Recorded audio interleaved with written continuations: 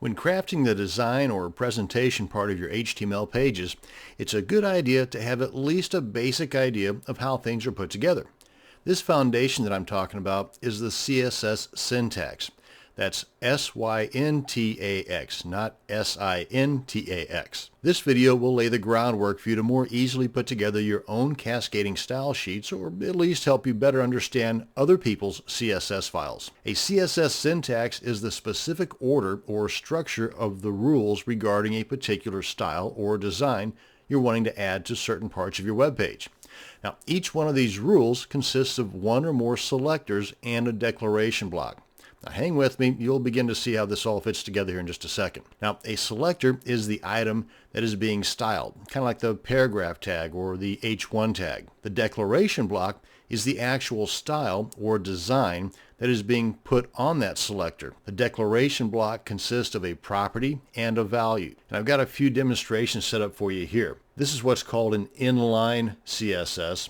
And here is the selector, that's the H2, and the P for the paragraph tag is the selector in this line. And here we have the declaration right here. Now this is a little bit different than that of an internal and an external CSS file in relation to the declaration. The declaration here is all this stuff right here. This has the attribute, the property, and the value. And with an inline style, there's no curly brackets. For example, and in this demonstration, we have both the inline CSS and we've got the internal CSS.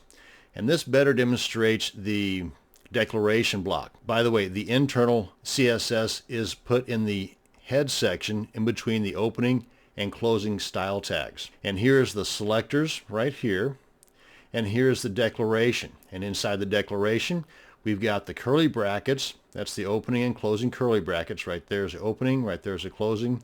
And inside of here, we have the property and the value. Property and the value. Property and the value.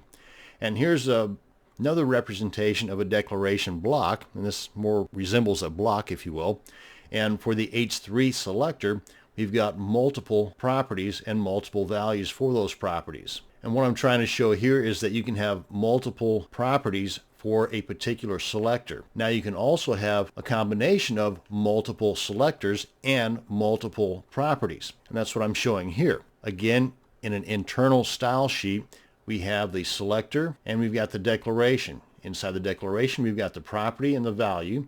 And here is a demonstration of a grouping, and that is we've got several selectors with multiple declarations.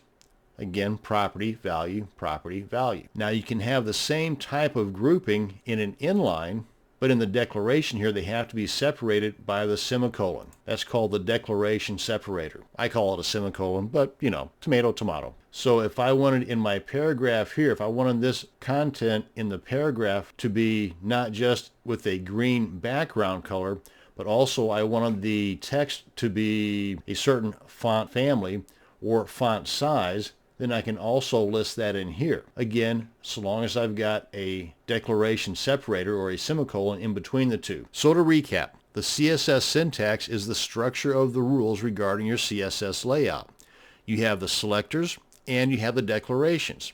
The declarations contain two things, the properties and the values of those properties. And don't forget, you can also group those things together. This brings to an end this video on the CSS syntax. Thanks for watching, and you have a great day.